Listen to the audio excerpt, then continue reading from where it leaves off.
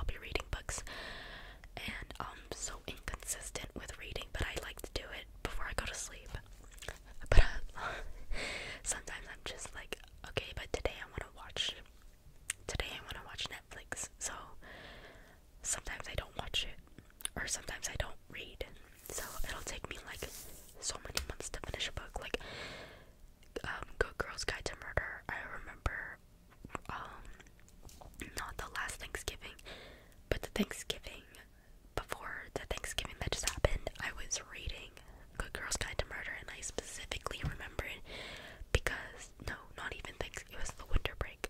So 1 year ago, I was reading the same book as the book that I just finished reading. So, yeah, that's how inconsistent I am. That just shows that, like, sometimes I don't be reading, but we're gonna turn it into a habit. And then, because when I read, I enjoy doing it, but it's just when before reading is my issue. Something that habits do build up though, because some people feel like, oh, I'm never gonna, if I started, I'm never gonna, it's like, if you make it a habit, then you're gonna keep it going, you know. You just have to, like, force yourself a little bit when you first start, and then it'll become better when you get going. And, like, for me, it was journaling. When I first started journaling, I would have to, like, force myself to do it, and then I kept doing it, and I loved it for so long, and I just got so fed up with it that I just didn't for so long. But then I was like, you know, I really miss that, and now I love journaling so much. It's like, I am away out of my house, and I'll just be like, I can't wait to go home and journal, and it's like a little memory thing. And I really, let me know if you guys want me to make a video on, like, reading my journal or something, because I have had it since, I think I started journaling 4 years ago. So this will be my, coming up on my 5th year of journaling consistently, except for that little period during my freshman year that I kind of gave up a little bit. I feel like one of the most important things though is the journal cute, because I had a really ugly journal, and that's the journal that I used when I stopped journaling. Anyways, another thing I noticed about journaling though is, so when I first started journaling, I wrote a bunch. I didn't draw anything. I didn't stick anything on the page. I didn't put any pictures. And I was like, you know, this is really boring. I want to put pictures. I want to draw and add all this fancy stuff that people on the internet are doing too, because it looks so fun. And then for a really long time, that was like my favorite thing to do, was to decorate the pages and to put pictures and little stickers and